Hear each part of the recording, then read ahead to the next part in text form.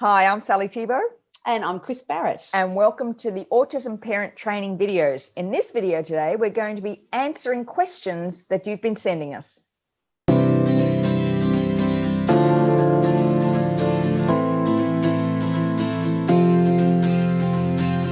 Since we started the videos here talking about different things, we've been receiving a lot of direct messages from people asking questions. So Kris and I thought we'd jump on today and just give some answers, because there's been a theme, Kris, right, of these questions that have been coming through.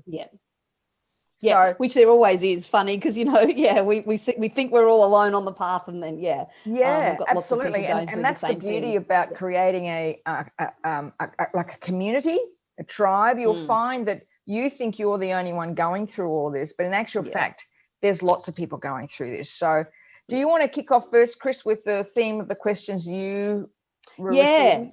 So I'm going to cover off one of the things was about getting support. And we've talked about this before in one of the videos Sally did on anxiety, about anxiety for ASD mums, is that you need a village to raise a child, and you need even a bigger village when it's a child with extra needs.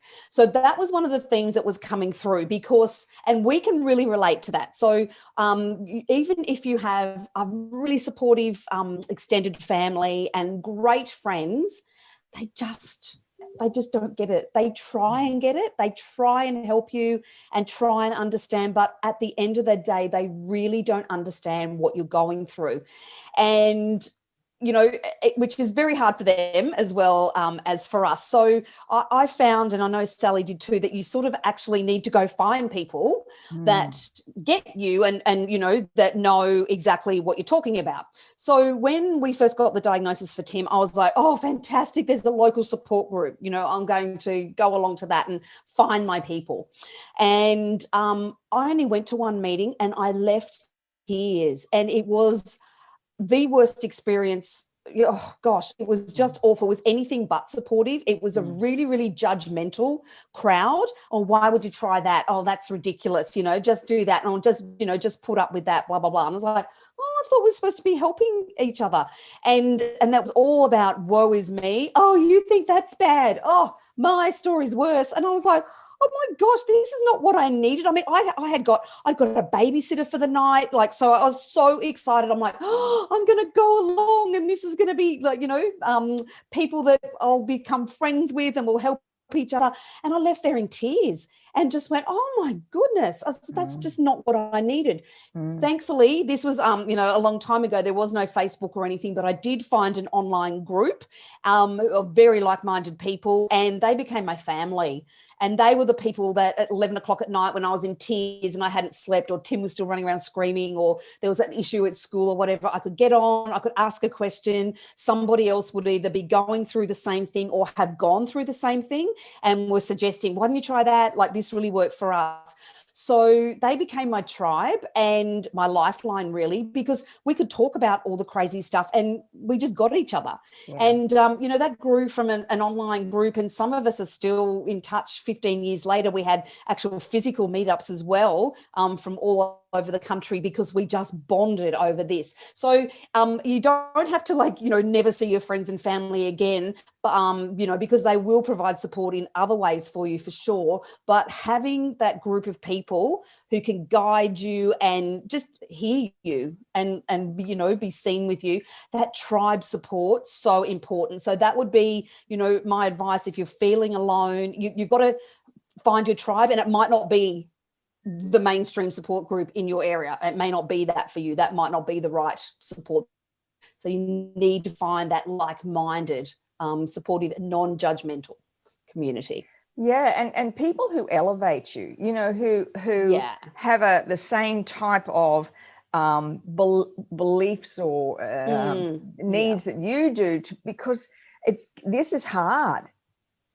Raising a child living with autism is hard. Plus, also raising a child, your other neurotypical children and everything you've got to do, and have a relationship and be you may have aging parents and all that stuff that's going on. So you need people that actually elevate you and make you feel good about what you're doing. So critically important. And as you said, Kris, that tribe, honestly, And it's like when I met you and we have a couple of other friends, like how many years ago is that now? Yeah, almost 10. 10 or 11 years. 10, yeah. And it was just like that. It's like, we just got each other. Yeah.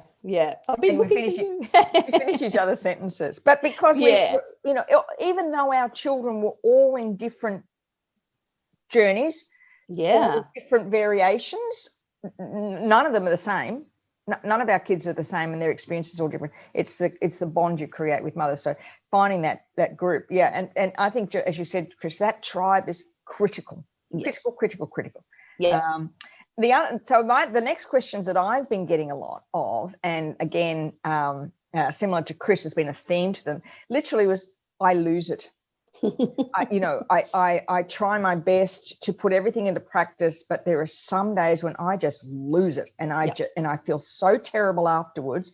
But I get to the point where I can't take it anymore, and I'll end up like a screaming banshee. And that's where again, having that place that you can vent is so important. But also using a modality that I use a lot of, and that's EFT. Emotional freedom techniques, which is tapping on your meridian points around the face and the upper body using your fingertips. The thing I love about EFT, Kris and I have talked about a lot, is you can do it like that. If you're feeling stressed and overwhelmed, you just need to tap on those certain meridian points of the body, and your cortisol levels will lower. And when the cortisol levels lower, your flight, fight, and freeze response, you just respond differently. I didn't have EFT when I was going through it, and I've shared this story before, but I remember one day when we were, it was the school holidays. My middle daughter, of course, Miss Socialite, had friends and was off doing wonderful things and staying the night with somebody. And because our son didn't have anybody, no friends, we booked him into a very, very expensive computer day camp for the first week of the holidays, and it really did stretch us. It was a lot of money for us at that time. And I remember this morning I had to get to work to the gym to teach the 9 o'clock class.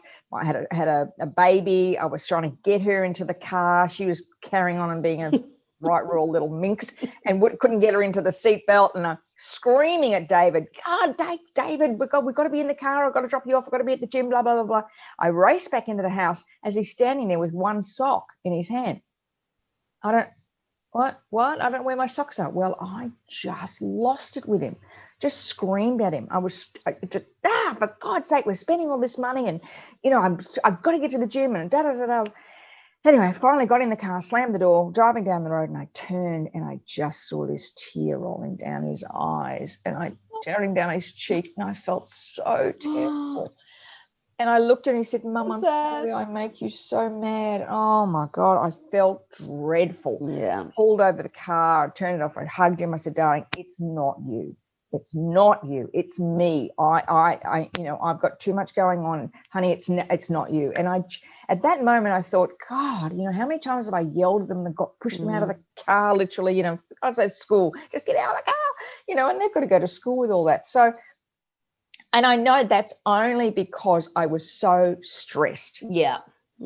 And I didn't know what to do with all that. And, so using those modalities we talk about all the time, EFT, so meditating, taking time for yourself, even going and sitting in a coffee shop and reading trashy magazines for 2 hours. That's right, yeah. Or an hour. Whatever it is that could calm you is exceptionally important, because how we respond in any given situation isn't about us as a mother or a wife or a woman. It's just our stress levels that's responding. It's our anxiety that's so high. And so being able to just be able to tap or meditate or go out and stand in the grass and breathe and catch yourself before you do it is incredibly important. Can't be pure. We're not, light all the time. No, exactly. And the thing we might actually do a video and do a tapping session, just for the people who don't know tapping. The reason that we love it so much, and we love simple, cost-effective solutions. Tapping is free. And as Sally said, you can do it in the moment. You don't have to make an appointment with a psychologist for 3 weeks' time and pay $200 and drag yourself there and cancel other things, all the rest. It's in the moment and it's free once you know how to do it. So we'll do a tapping session video, just so you've got that tool in your toolbox, because Absolutely. as we always say, we're just about simple and cost-effective solutions that you can actually make work in the real world. Exactly. It's got to be, it's got to be real, and it's got to be sustainable. Absolutely. Because we're in this for a long time. We're not just doing this for a little while. Yeah, and things change, and that's why we've created a closed secret Facebook group to help those if you're struggling to find your tribe, if you're struggling to deal with this stress, if you've got questions about just things like diet and health, and for you and your child. Kris and I have created a Facebook group called Autism Wellbeing Community. Our focus mostly is on you as a parent. Yes. We do talk about situations if people within the group, our group members, ask questions. We're there to help. Kris in particular is fantastic with diet and some alternative help for your children. And I do a lot of sort of self awareness information, and also EFT. We try and do as much EFT as we can. So the group, I'm going to put a link below. It is a paid group, but it's a very nominal fee. We've kept it. We know how difficult it is, and the reason that it's a paid group is we want people in that group who are just not there to, just feed off information. We want people who are in there who are serious about, wanting to look after themselves and their health. And what I love about the group, Kris, is it's so non-judgmental. That's right. And which is exactly what we missed, and what we were looking for was that safe, non-judgmental space. And Sally and I often say, when we're talking about the group, there's nothing off limits. We are happy to share our experiences, whether that be marriage, whether that be siblings, school experiences. We've had a lot of discussion around school over the past couple of weeks as the kids here in Australia have gone back to school. So there's been a lot of, getting prepared and settling in. We've had a lot of toilet training discussions this week. So we're all about everything. And, Tim's now 19, David's 34, all that experience. We don't know any more than you. We're just ahead of you on the path. We're not smarter than you or whatever, but we always said to each other, the really important stuff we learnt from other mothers. Absolutely. So we learnt who was the good doctor, who was the thing, what was that therapy like, what's that school like. Yep. So all of that stuff, all of that really great advice we got was from other mothers, and that's what we're just trying to create for you. So you've got that one-stop shop where you'll be supported, you'll be able to get advice, you'll be able to ask questions, and no one will judge you or think it's silly or whatever. So, So we'll put a link below here about the Autism Wellbeing Community. We'd love to have you part of it. As we said, it is a non-judgmental, extremely supportive group. So we don't allow any judgment of others. But when people ask questions in the group, we're there to help, but we also draw on the experience of our group members. Absolutely. For what they've been through, because that's a part of being a tribe. That's the collective intelligence that we all bring through different things. Absolutely. And it's what I've loved is, a couple of times we've been there, someone's asked a question and there's things like, oh, I didn't even think of that. That's a really good idea. Yeah. Absolutely. We're still learning, right? And as you say, because everyone's journey is so different, and everyone in that community brings something special to the group, and has, something that that's really valuable for the other people. So exactly. And especially I think during that lockdown period that we had last year, that was really supportive for many parents who were struggling. So click on the link to have a look at the Autism Wellbeing Facebook group. Please leave us a comment or any questions you have. We're happy to answer them if you at any time. And remember to subscribe if you haven't already, and ring the bell to let you know when our next video will be up in the Autism Parent Training video series. Thanks for being on with us today, and we'll see you soon. See you again soon. Bye.